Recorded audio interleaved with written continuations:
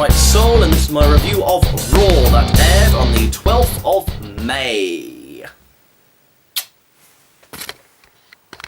So, it starts off with a little recap of the Shield storyline from last Raw, and we have the Shield in the ring. Believe in the Shield! Why is Triple H only arriving now? He is the boss. Oh, and the Shield are heading to the back. Evolution have just turned up in their stretch limo, and the Shield are pegging it to them. Good opening segments of Raw. The Shield cut a really good promo. It does emphasise the area that Roman Reigns lacks. Compared to the other two, his promo skills are just not that good. But when he gets there, he will have the total package. But good intense promo with the Shield. I don't get why the Shield are challenging Evolution since the Shield beat Evolution, so surely Evolution should ask for the rematch. But it's fine.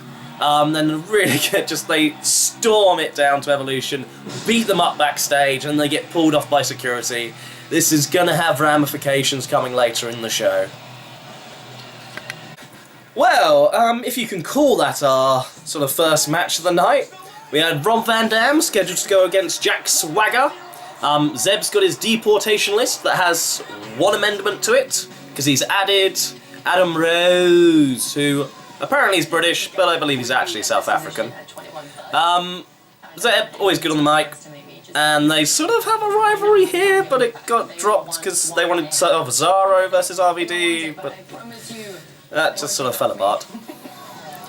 And as the match is about to start, we get Adam Rose's, well, his entourage's music hits, which is this weird sort of Indian vibe. Just don't bother with that, just go straight into Adam Rose's music. That will get the crowd a bit more G'd up. And then Adam Rose, with his entourage standing either side, he runs down the middle and they all travel. I do like the fact Adam Rose climbs up on the ropes, Swagger goes for a hit, and that's when Adam falls into his entourage in his court, carried all the way around the ring. This is a huge distraction. Zeb tries taking a few shots at them with his boot as they walk past. Swagger is shouting at Adam Rose and then turns around, RVD kicks him in the face, 5-star frog splash, and RVD is definitely not getting paid by the hour. He has earned his money in 2 moves. And then he's pretty much out of there. RVD makes a very quick exit. He walks up with the Exotic Express, just walks through them, back to the stage, he's done. Must have some weed he needs to smoke. And yeah, this is a bit better. They haven't done a great introduction for Adam Rose, but if they keep it up like this, it could really catch on, but it's just, they need to let it have that time. Don't get too panicked, just let it catch on itself, don't force it on people. And then Michael Cole is explaining the bunny dance, and JBL has just got this absolutely shocked look on his face, staring at Michael Cole, as he just hates him with all his being. Right, on to our next segment. They showed a nice little video on Paige. Unfortunately, they can't remember her name, because it says Alicia Fox underneath the Titatron. It quickly switches to Paige's P, and we have our Divas champion coming out, and I'm going to take a guess that it is against Alicia Fox. There she is. These two have actually had some decent matches, so let's see if they can pull off one here. Wow, they do a very scary thing and give Alicia Fox a microphone. She cuts an okay sort of girly promo, just saying that Paige doesn't fit in, she's not one of the people in the back, and then she just twats her in the head with this microphone. Not the usual sort of boom, it was just bam, right across the back of the head. And then she's viciously going at Paige, which I might quite like to do. Paige is getting beaten down, the ref is asking Paige if she continue, the crowd are getting Paige chants going. Come on, she's getting on, she's catching fire. Alicia delivers a backbreaker to Paige, and then keeping her suspended in I thought she'd just do a sit-down drop, but no, she just chucks her through the middle rope to the outside of the ring. My god, I think Alicia Fox is actually just trying to kill Paige.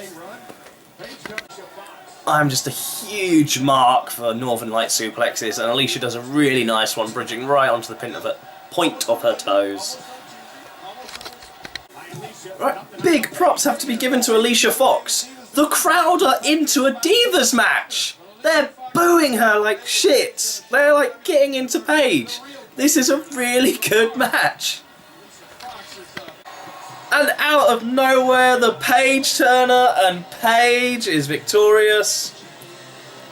Oh, this is a good match. The crowd are in it. You're using the very basic wrestling of you give the fat kid a bit of chocolate and you take it away. You get the crowd excited. Little tiny hope spots, and then just the final win. I hope this rivalry continues. And with Alicia Fox's expressions and bad-mouthing the referee, I think it will.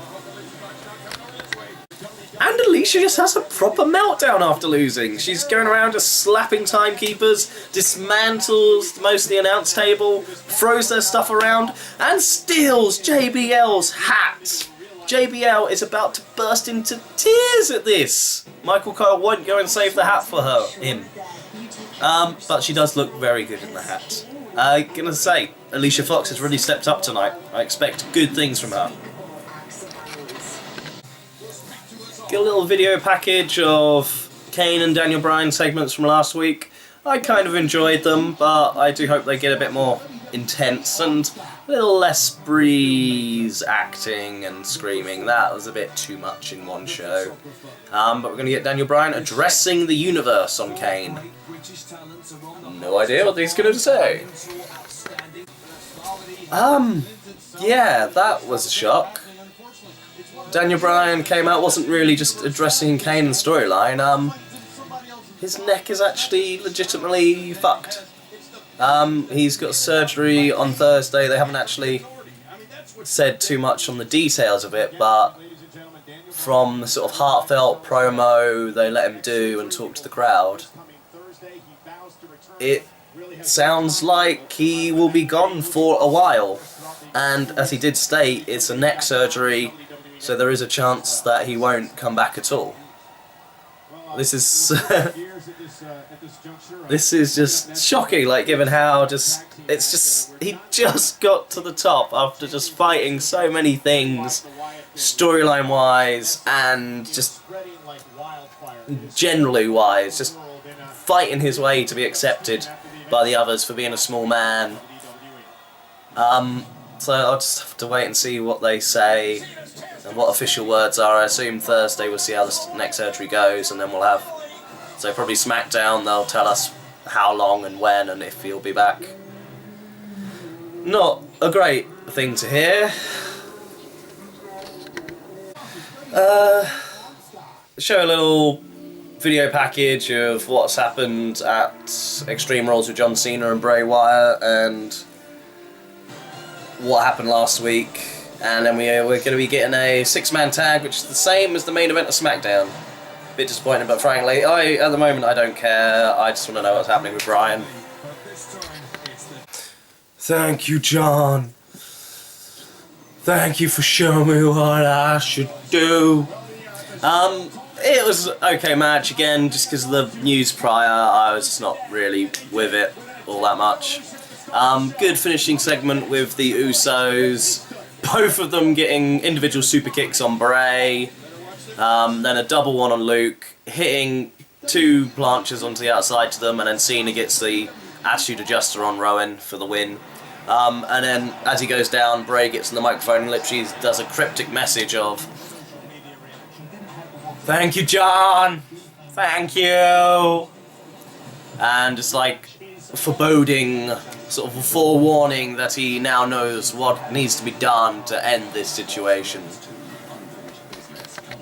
So Evolution have had enough. Randy Orton is pissed. Batista can't quite get to a microphone. Oh, but in how he does get a microphone.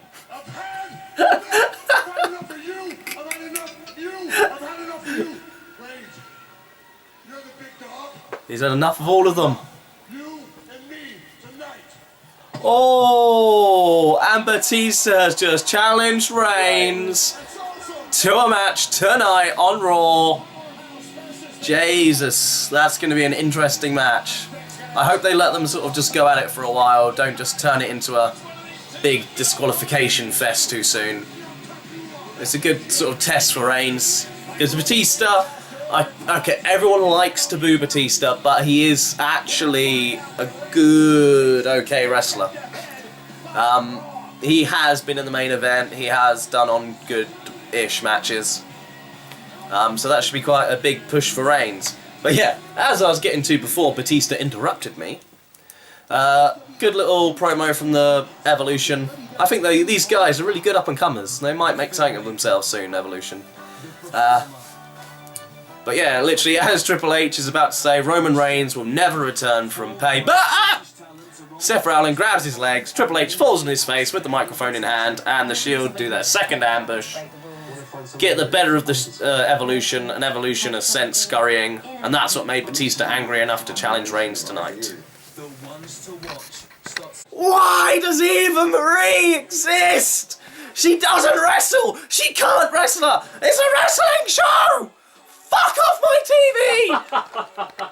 Okay, let's get some anger out again. So, the situation is, for some reason, Brie, the Funkadactyls, and somebody with red hair that doesn't exist are standing outside the ring, looking at Nikki and Natalya having a match, which is because of a painting that Natty gave Nikki, which was technically 4 months ago! You cannot use Total Divas things as storyline because it happened months ago. They even make reference to the time frame of when the show is happening. It does not make any sense to turn it into storyline. Why the hell do they have numbers?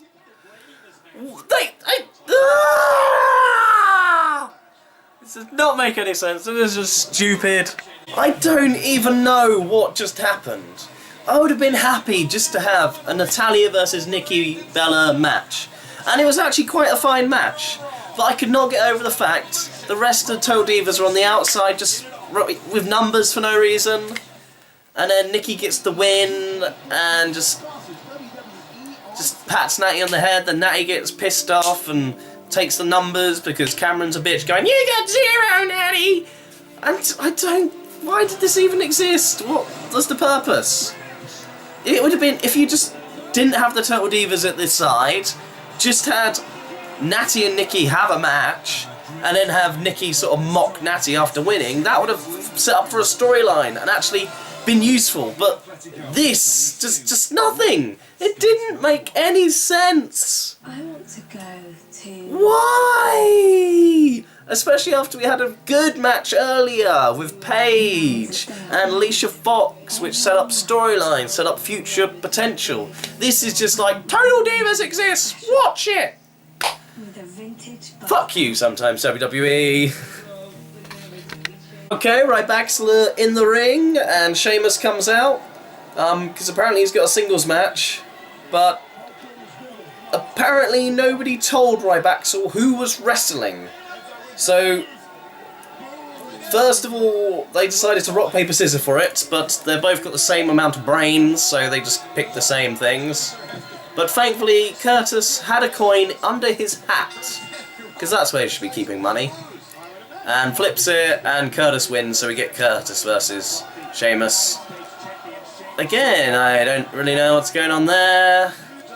And I'm not very happy with Sheamus for just getting a clean win over Ambrose. Not his fault, but it just pisses me off nonetheless. A short little match between Curtis Axel and Sheamus.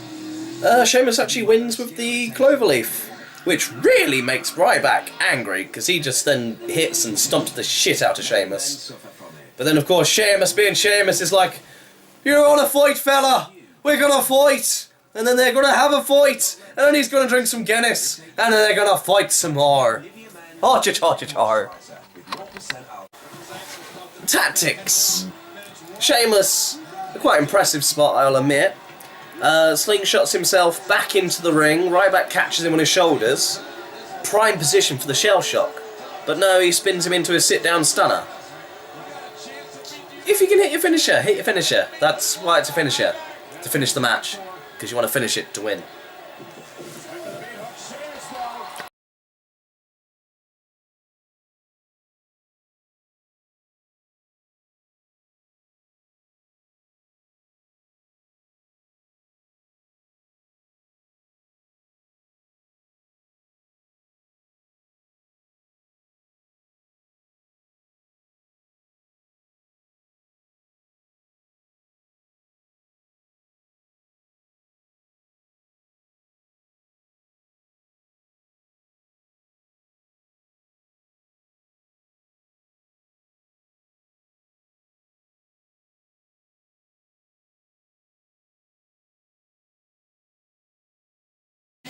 Okay, Ryback versus Sheamus.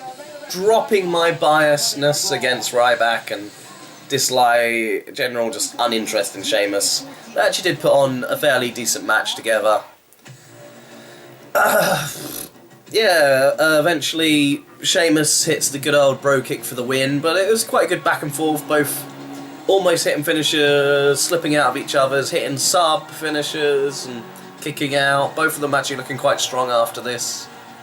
I do wonder if WWE is sort of doing a bit of testing grounds tonight to like look at where they're going to go with this whole title situation, see who they've got in the running and who can be potential storylines and potential champions in the future.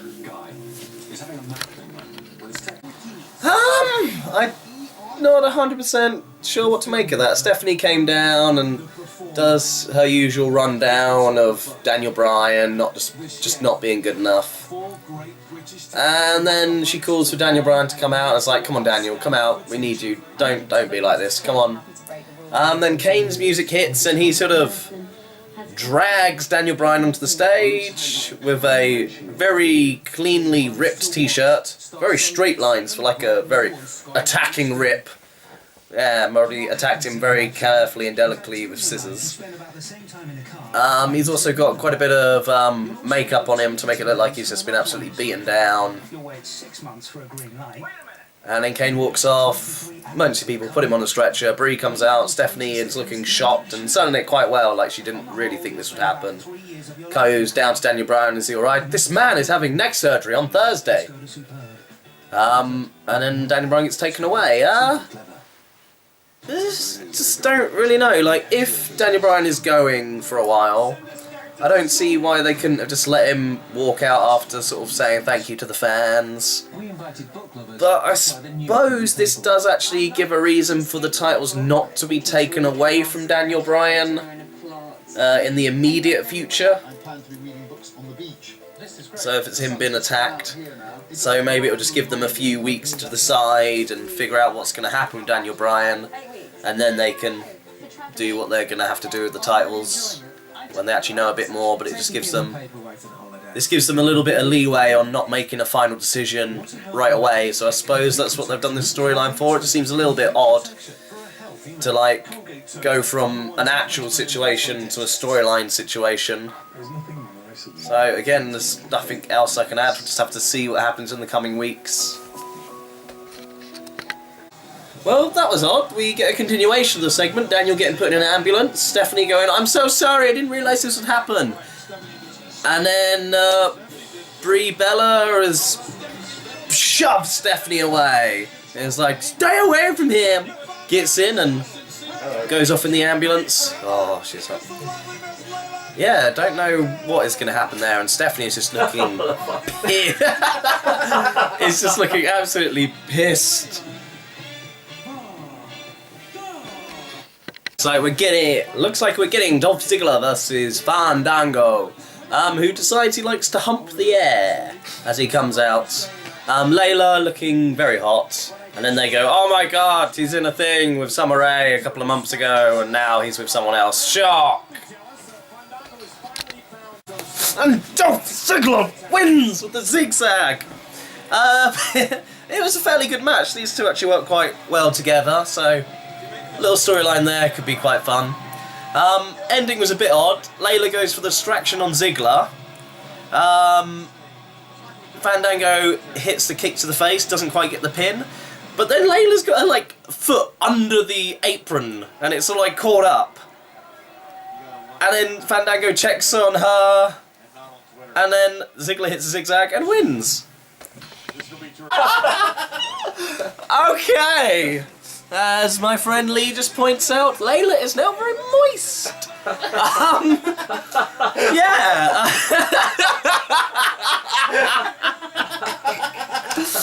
So basically, Fandango gets the microphone. Immediately I thought he was gonna dump her as well, but he's like, Layla, you make the world disappear, then reappear. And I may have lost, but you've won something more valuable, my heart. And then Fandango tries wiping away as much sweat off his face as he can, and then makes out with Layla for a long time, with a shit ton of tongue being thrown around there. Like, they could have been on opposite sides of the rings, and those tongues would have still been connecting. And, like, it was like they were kissing and just, like, licking each other's faces.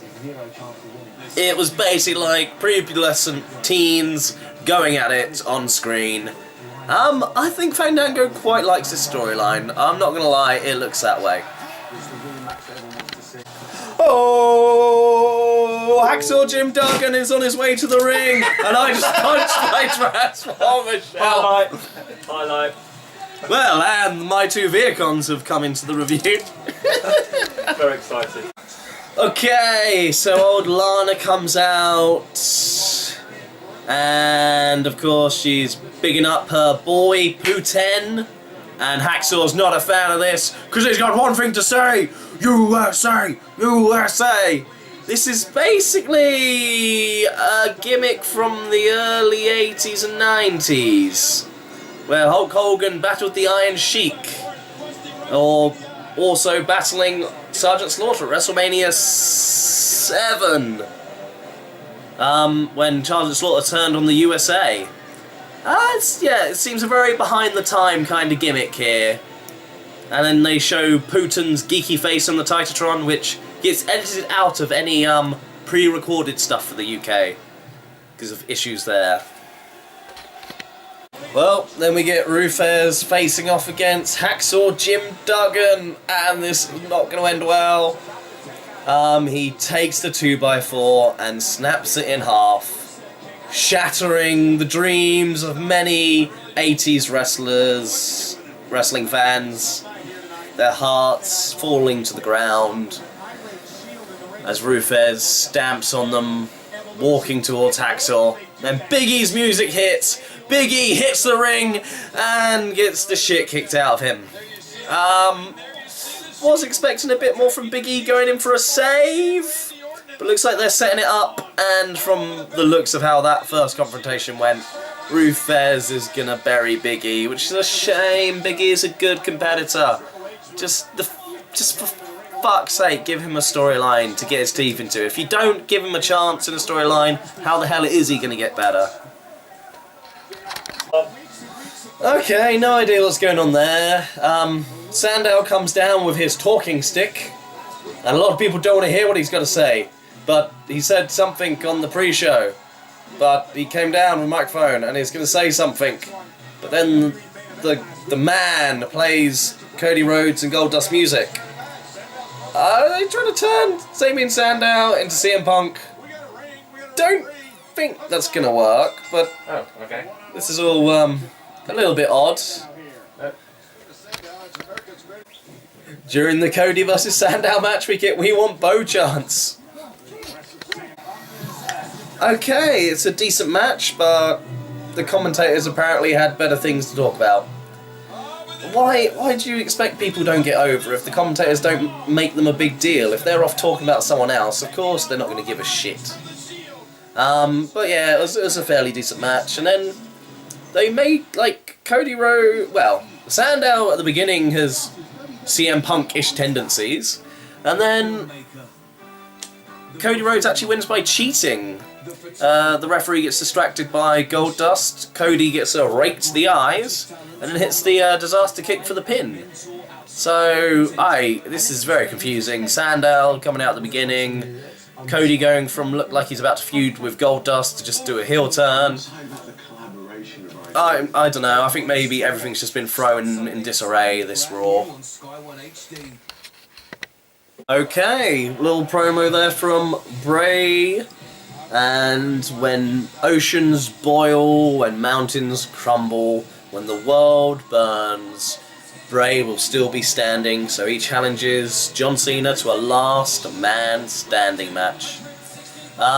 This should be quite an entertaining match between those two. It does seem they need to then nullify Luke and Rowan, or it's just a triple threat beatdown on Cena. So they're going to have to, I think, do some stipulation that they aren't allowed, so it's just Bray and Cena But again, we'll have to see where this goes.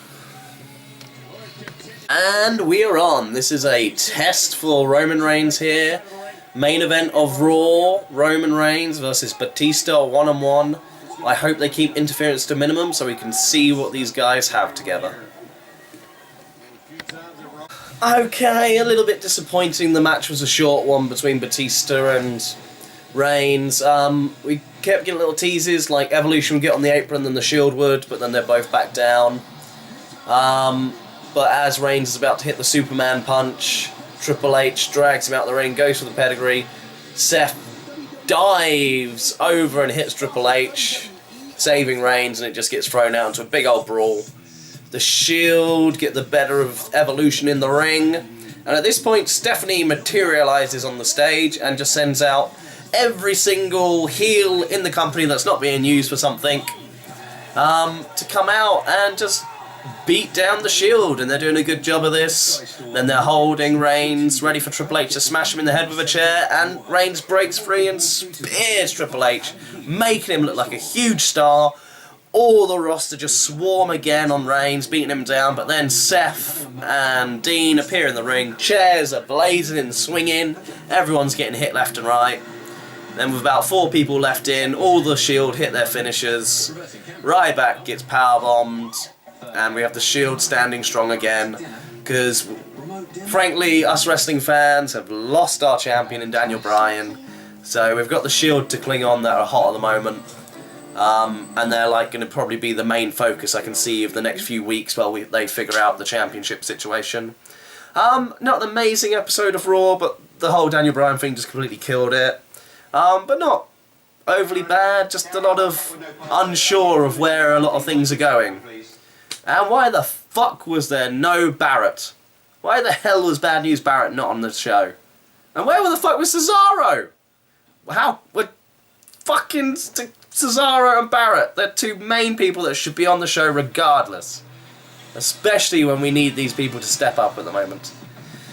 But that's all I can say, so I'm going to turn it to my friends.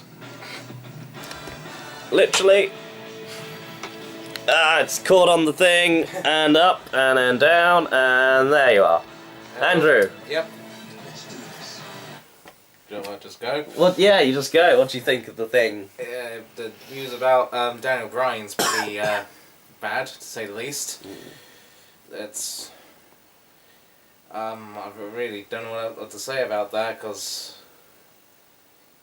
Yeah, well, that wasn't the whole thing with him getting a neck brace. I can't remember everything, because wasn't there a thing that he actually did hurt himself? But no, they got him out of the show for a reason. That's why that was his father's death. Yeah. Yeah, that situation got him the neck brace. And then yeah, so he got put through a desk like 3 times. Yes. And then for this to happen to the poor man. Yeah. Yeah. And that's before he had to pretty much fight everybody 100 times just to get the titles. Yeah. Yeah. Yeah. I'm very curious to see what the Riots are going to do, because he went to this whole I know I gotta do now, and the last time he got innovative, he invited a bunch of children into the ring. So that is very true. Okay. yeah, that's all I can say. And let's hand it over to WW Lee TV. Thank you. Plug there. So yeah, same sort of feeling as Ricky and Andy here. I feel like I would have enjoyed the show if it hadn't have been for this Daniel Bryan thing, which really just overshadowed it all for me, and I'm really gutted for him and us, because he was the guy that I watch every week. He's my favourite at the moment, and to see him go through this stuff since he got back from his honeymoon, his dad's death, and now this injury that could threaten his career and put him out of action and possibly get stripped of the title, I'm gutted. I really am. I'm still looking forward to Raw next week, but he's my favourite and he might not be there, so sad times. But I am looking forward to seeing the Shield, because I love the Shield, especially going into Payback. I think they could put on another great match with Evolution, and the Wyatts obviously get better and better week in, week out, and I'd like to see this whole last man standing match. We haven't seen one for a while, and I think Bray Wyatt could really show his true colours here. He's a good wrestler. Let's just see some more from him. So, yeah, I'll give this Raw a 6 out of 10. Not as good as last week, but it was okay. I think it would have been better if Daniel Bryan didn't deliver that news, but hey ho. Thank you. Okay. Yep, so plugged your channel. WWE TV, news, rumours, gossip from WWE. So yeah, go check it out. And a vlog next week from the event that we're going to. And Andrew, sort of had your final thoughts?